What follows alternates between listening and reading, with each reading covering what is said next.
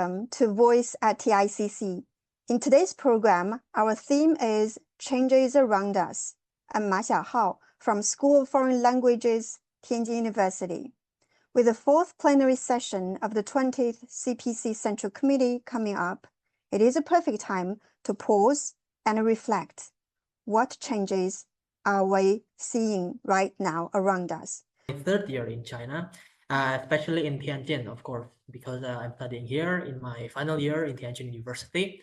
And what I can see is that the changes that I see is that a lot of opportunities recently, more and more international students actually coming in to study here in university, whether they are studying language or master or the other degree program. Because previously what I see is that maybe not a lot of students that come here, but what I can say is that that China is reopening and make a lot of collaboration around the world.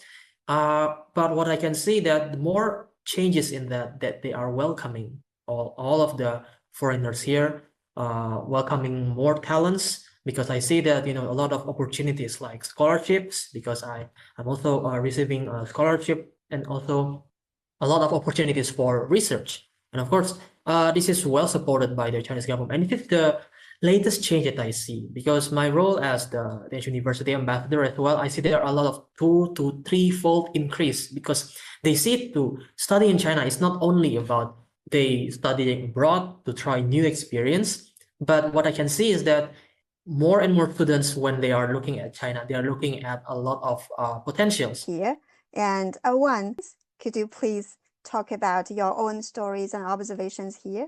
I've lived in China for a very long time, and the first time that I stepped foot on China was back in 2011.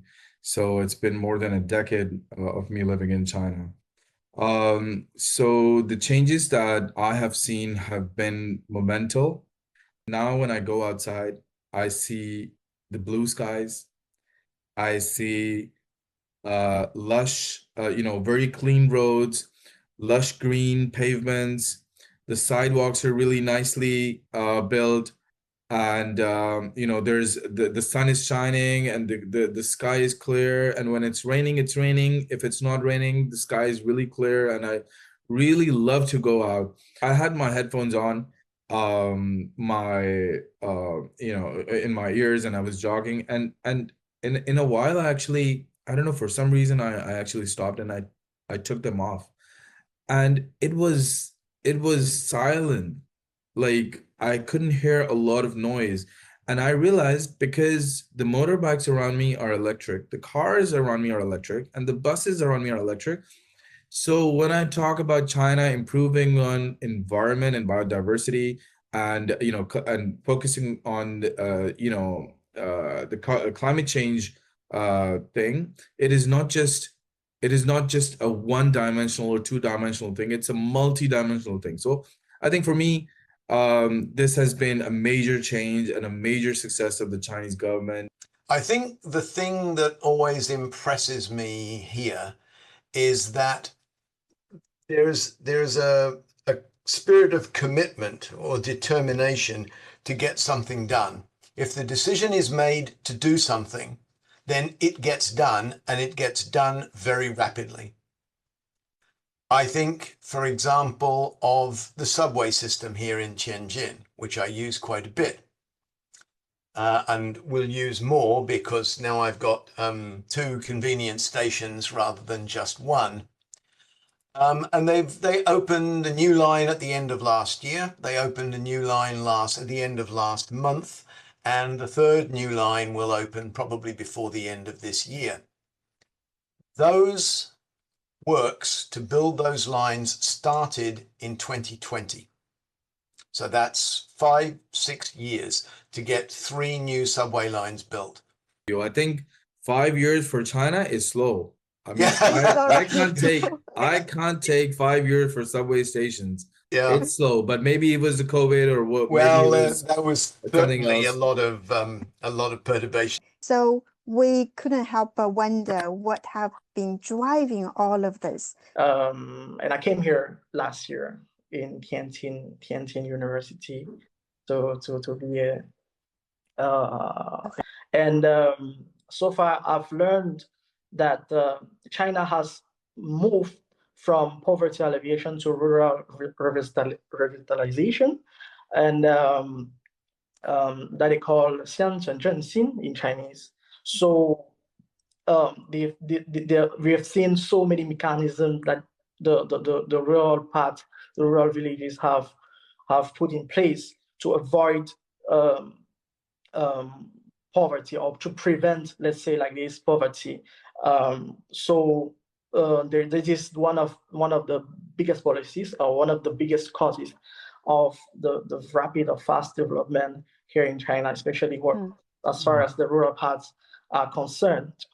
Villages in Ningxia and Fujian, where they've put this pet assistance policy in place, which is sort of the third policy that I'm gonna mention here, whereby you will say rich villages or rich cities.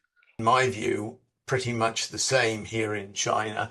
If something is going to be done, if something needs to be done, it gets done, and it gets done quite rapidly, and it gets done usually in a relatively efficient way. You can see this with the building of high-speed rail here in China, for instance.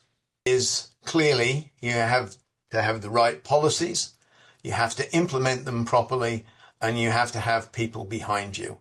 And that's the key to success. That's the key to the future. One of the hallmarks of China's governance is its commitment to strategic and long-term planning.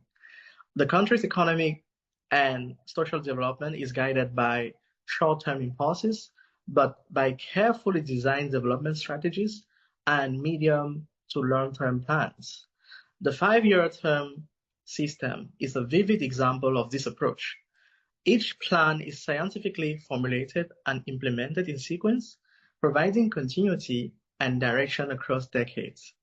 This mechanism is not only a political strength of China's socialist system, but also a key to understanding Chinese-style modernization, a model that balances ambition with practical step-by-step progress. At the heart of this process lies a clear principle: development must serve the people. China has always placed the well-being of its citizens at the center of policy, ensuring that growth goes hand in hand with better living standards and steady progress towards common prosperity. I would like also to thank our audience to stay with us today. So this is Voice at TICC. See you next time.